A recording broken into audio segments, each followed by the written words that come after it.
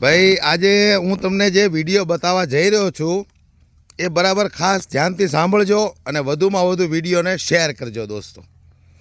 હવે આપણે અહીંયા જે ભાઈઓ બેઠા છે આપણે એનું થોડુંક ઇન્ટરવ્યૂ લેવું છે. તો ભાઈ શું નામ છે તમારું?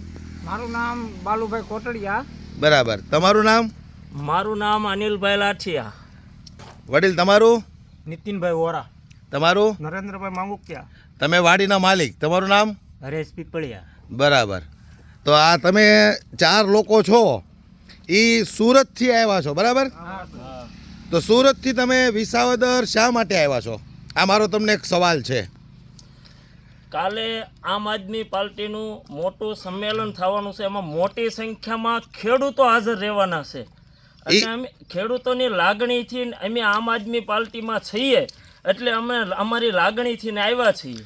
બરાબર. ખેડૂતો વિસાવદરના તો હાજર રહેવાના છે બરાબર? વિસાવદરના ખેડૂતો છે, વિસાવદરની જનતા તો એને આમ આદમી પ્રત્યે લાગણી હશે એટલે એ તો રહેવાના જ છે. પણ તમે હવે લોકો સુરતથી આવ્યા છો તો આ આમ આદમી પાર્ટીવાળા તમને કાંઈ ત્યાંથી આવવાનું બસ ભાડું આપ્યું છે, કાંઈ રોકડા પૈસા આપ્યા છે કે તમારા ખર્ચે આવ્યા છો? જો અમે અમારા સહ ખર્ચે આવી છે બરોબર. અમારે 1 રૂપિયો લેવાનો નથી. અમે કાંઈ ભાજપવાળા નથી કે 1 રૂપિયો લઈને અમે આવી. અમે એ નથી. જો અમારી ગાડી જો ઇકો સીએનજી લઈને આવ્યા. આ ગાડી આ સીએનજી ઇકો લઈને આવ્યા છે ભાઈ. બરાબર. આમાં તો અત્યારે તમે લઈને આવ્યા તો કમસે કમ કેટલું 2000-2500 નું પેટ્રોલ ફૂંકાઈ ગયું? અમારે હા ગેસ એટલો વયો ગયો છે બરાબર. અને ભલે વયો જાય કુરબાન છે અમે 5000 કદાચ વયા જાય ને તો કુરબાન છે. ખેડૂતોનો અવાજ એક ગોપાલભાઈ બનીને ઊભા રહેતા હોય વિધાનસભામાં જાય તો અમે ભલે તમ તાર 5 ના 6000 અમારા ઘરના વપરાય જાય. અમે તો રત્ન કલાકાર છે ભાઈ. અમારો ધંધો હોય તેને પાડીને આવ્યા છે. અમારા કારખાના ચાલુ નહીં હોય ભાઈ. તો મતલબ તમને ગોપાલ ઇટાલિયા પ્રત્યે એટલી લાગણી છે? અમને લાગણી છે અને હંમેશા રહેશે. કારણ કે અમને ખબર છે કે અમારા ગોપાલભાઈ વિધાનસભામાં જાહે તો હામાં 156 ધારાસભ્ય ભાજપના હશે. એને ખુરશીના પાયા ડગડગ થાય છે. અત્યારે દીના ડગડગ થાય, કાલ એની હાટું થઈને મુખ્યમંત્રીને ધક્કો ખાવો પડ્યો થાય. એવું કેમ 156 ધારાસભ્ય ગોપાલ ઇટાલિયાથી આટલા ડરે? એનું કારણ શું? એનું કારણ તો હું તમને બતાવું ને તમે સાંભળો એવું નહીં, પણ તમે જુઓ એના કારણના હિસાબે તો કાલ તો મુખ્યમંત્રીને ધક્કો ખાવો પડ્યો હતો. અહીંયા વિસાવદરની અંદર કાલે મુખ્યમંત્રી આવ્યા હતા. વાત તમારી સાચી. રોડ રસ્તાઓ સારા થઈ ગયા એ પણ વાત સાચી છે. રસ્તા ઉપર પટ્ટાઓ લાગી ગયા. આ અહીંના ખેડૂત છે આપણે એને પૂછીએ ભાઈ કાલે રોડ રસ્તા ઉપર થીંગડાઓ લાગતા હતા કે નહીં? મુખ્યમંત્રી આવવાના હતા એટલે 2022 પછી અહીંયા કોઈ ધારાસભ્ય છે નહીં. 3 વર્ષથી આ વિસાવદર એક આમ સુમસાન પડ્યું હતું બરાબર. કોઈ એની નોંધ નહોતું લેતું. અચાનક ગોપાલ ઇટાલિયાનું નામ જાહેર થતાની સાથે જ ગુજરાતના મુખ્યમંત્રીને આવવું પડે. તો ગોપાલ ઇટાલિયાની અંદર એવું શું છે કે ગુજરાતના મુખ્યમંત્રીને પણ પ્રચાર કરવા આવવું પડે છે? મેં કીધું એની ઘોડે છે ભાઈ કે તમે જુઓ તો ખરા ગોપાલભાઈ, જો બળાત્કારી હોય, કોઈ બળાત્કાર કર્યો હોય ગુજરાતની માલપા તો પેલો એનો અવાજ અને ઈ બેનનો ભાઈ બનીને ઊભો રહી જાય છે બરાબર. નાની દીકરીની ઉપર કાંઈ પણ અત્યાચાર થયો હોય તો એ મોટો ભાઈ થઈને ઊભો રહી જાય છે. મારી દીકરી છે એમ કહીને ઊભો રહી જાય છે. અને ખેડૂતનો અવાજ હોય તો બુલંદ અવાજ ઉઠાવે છે. એવો એક જ માણસ છે ગોપાલભાઈ ઇટાલિયા. જે બોલે છે એ સત્ય છે બરાબર. અને સત્ય ક્યારેય છુપાતું નથી. પરાજય એનો નથી હોતો બરાબર. ગમે ત્યારે બારું આવશે, યાદ રાખજો. તમારું કાકા શું કેવું છે? મારું તો એ કેવું છે કે અમે અહીંયા ખાસ એટલે આવ્યા છીએ કે 2.5 વર્ષ ચૂંટણી લેટ કરી. આમાં 25 કરોડ રૂપિયા તો લગભગ ગ્રાન્ટના બસાવી લીધા છે.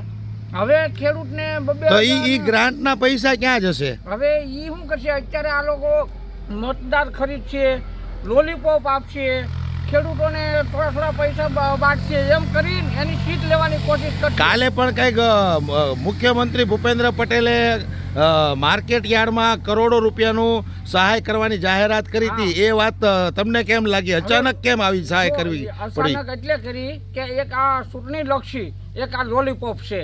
પછી આ લોકો બાજી હાથમાં આવી જાય પછી કોઈનું કોઈ જોતું નથી, ખેડૂતનું કોઈ જોતું નથી. અમે ખેડૂતને ન છેતરાઈ જાય એટલા માટે અમે લોકો અહીંયા આવ્યા છીએ. મતલબ આ ખેડૂતોની જાહેરાત જે કરી એ પાયા વિહોણી ખાલી મત લેવા માટે. હર એક રાજ્યનું અમે સાંભળ્યું છે ને, પેલા એ મોટા મોટા ઓલા કરી નાખે છે, પછી કોઈ વસ્તુ અમે દિલ્હીનું જ જોઈએ. દિલ્હીમાં તો મોદીએ ગેરંટી આપી હતી, દેશના વડાપ્રધાને. એમાં અમુક તો એને પાછા જૂના જે હતું ને એ બધું બંધ કરતા જાય છે.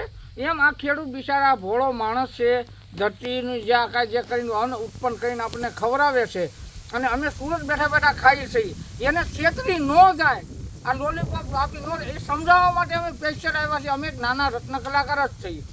બરાબર. અમારું ગુજરાન અમે અહીંથી અન્ન આવે એની ઉપર અમે જીવીએ છીએ. તો અમે ખેડૂત બિચારા ભોળા લોકો છેતરાઈ ન જાય એના માટે અમે સમજાવવા માટે 3 દિવસ રોકાવું અહીંયા. અને કાલે બહુ વિશાળ મોટી સભા છે. તો આ તમે 2-3 દિવસ રોકાશો તો તમારો કામ ધંધો પડશે તો એનું કઈ વળતર તમને આમ આદમી પાર્ટી તરફથી મળે ખરું? પાર્ટીમાંથી કાંઈ નથી મળતું. અમે આ ખેડૂત લક્ષી અને ખેડૂતને બિચારાને ભોળા માણસોને છેતરી ન જાય એટલા માટે અમારા 3 દિવસનો રોડ પડે એ અમને મંજૂર છે. પણ અમે આ લોકો ભોળવાય ન જાય એટલા માટે અમે આવ્યા છીએ. પણ સરકાર તો એમ કહે છે કે અમે દર 4 મહિને ખેડૂતને 2000 રૂપિયા આપીએ છીએ. ખેડૂત ગુજરાતનો દરેક ખેડૂત ખુશ છે. કોઈ જાતનું નથી આપતું. જો આવું આવ્યું છે ને એટલે આ વિસ્તારના ખેડૂતોને 2000 નાખી દે, બરાબર. પછી તમારે 6 મહિના કોઈ સાંભળી નહીં જોવે. અને કોઈ જાતનો ખેડૂતને જે ભાવ પાક વીમો જે કાંઈ કોઈને કાંઈ મળતું જ નથી. પહેલાં તો એણે 25 કરોડ રૂપિયા ગ્રાન્ટના બસાવી લીધા. 2.5 વર્ષ લેટ ચૂંટણી આપી, નકર 3 મહિનામાં ચૂંટણી આપવી જોઈએ. પણ બિચારા ખેડૂત શું કરે, કોઈ અવાજ નહોતો એની પાસે. હવે અમે અવાજ લઈને આવ્યા છીએ ગોપાલભાઈ ઇટાલિયાને, કે એવો અવાજ છે બુલંદ અવાજ કે ગાંધીનગર આખું ગજરાટી બોલી રહ્યા. ખેડૂતલક્ષીની બધાય મુદ્દાઓનું જે કાંઈ હશે એ બધું ગોપાલભાઈ રાત દિવસ એક કરી અને એ યુવાન લડશે.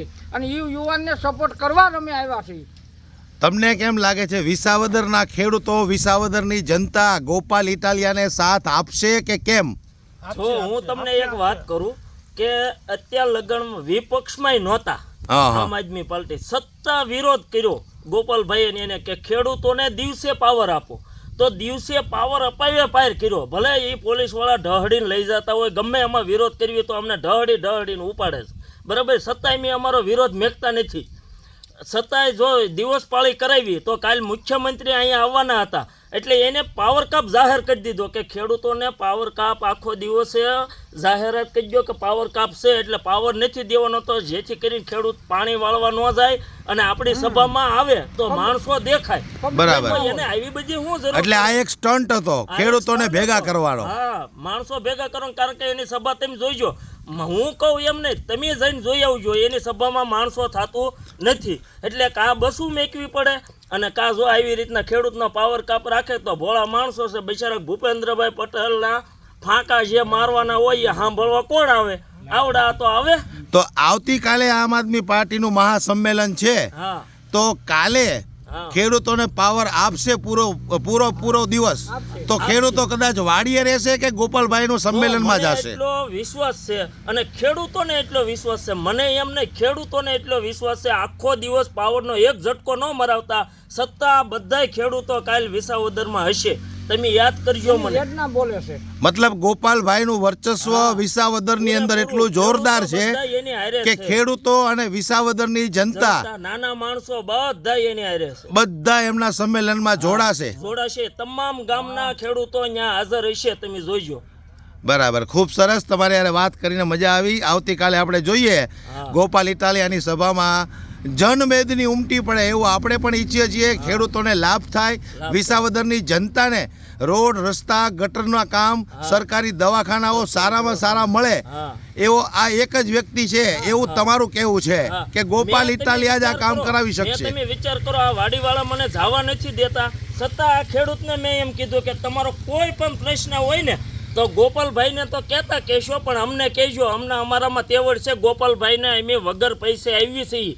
એમ ગોપાલભાઈને આમ કહેવું, હે ભાઈ આ ખેડૂતનું કામ પહેલાં કરી દે, તો પહેલાં ગોપાલભાઈ દોડીને ત્યાં ઊભા રહેશે. કારણ કે એમ પૈસા લઈને વેસાણા નથી, વેસાતા અમને નથી આપ્યા કે 3000 તમને દઈને 2000 જો તમે અમારી સભામાં આવો, એવું અમારી પાસે નથી. અને એની પાસે નથી. એમ અમારા પૈસા આવી એટલે અમે કાકડો પકડીને કે ભાઈ આ ખેડૂતનું કામ કર અને એ માણસ છે ને અમારે કીધા પહેલા કરવા માંડે એવો માણસ. તો મતલબ તમે સુરત થી એક વ્યક્તિ 2-3 હજાર રૂપિયાનો ખર્ચો કરીને અને તમારું કામ પાડીને ગોપાલ ઇટાલિયાને સમર્થન આપવા આવ્યા છો. હા પોતાના ખર્ચે જ અમે આવ્યા છીએ. બરાબર. અમારે કોઈ વસ્તુને અમારે એની પાસે કોઈ લાલચ નથી. ગોપાલભાઈ ઉપર જ અમારે એક પ્રત્યે લાગણી છે. બરાબર. જેટલી કરી અમે વિસાવદરની નેતા અંદર આપણને મળેલ ગણેલ સારો. ચાલો, ખૂબ સરસ, મજા આવી તમારી સાથે વાત કરીને. વિડીયોને વધુમાં વધુ દોસ્તો શેર કરી દેજો અને તમારો પણ ખૂબ ખૂબ આભાર. જય હિન્દ.